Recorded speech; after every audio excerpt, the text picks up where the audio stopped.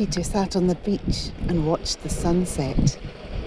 He thought about how he had run away and left his friend Jesus. Peter felt ashamed.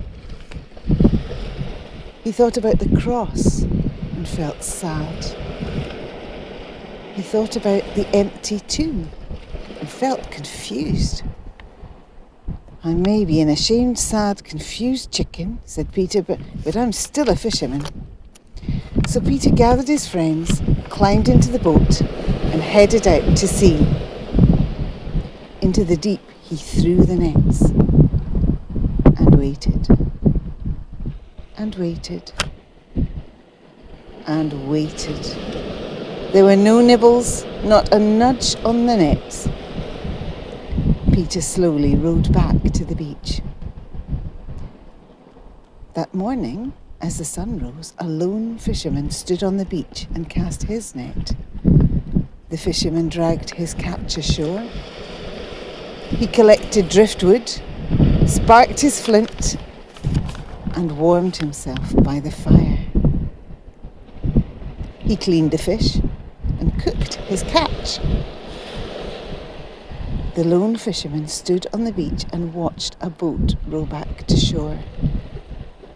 Splash! "Friends," yelled the fisherman, "throw your nets on the right-hand side." Into the deep they threw the nets and fish! Not 10, not 100, but 153 enormous fish. "It's Jesus," yelled John. "It's the Lord." Peter dived into the sea and swam to the beach. "Bring your fish," said Jesus. "Let's have some breakfast." After breakfast, Jesus asked Peter, "Do you love me more than they do?" "Yes, Lord," replied Peter. "You know I'm your friend." Jesus said, "Peter, feed my lambs." Jesus asked a second time, "Peter, do you love me?" "Yes, Lord," said Peter. "You know I'm your friend." Jesus replied, "Look after my sheep." Then Jesus asked a third time, "Peter, are you my friend?" "Yes, Lord, you know my heart. You know I'm your friend."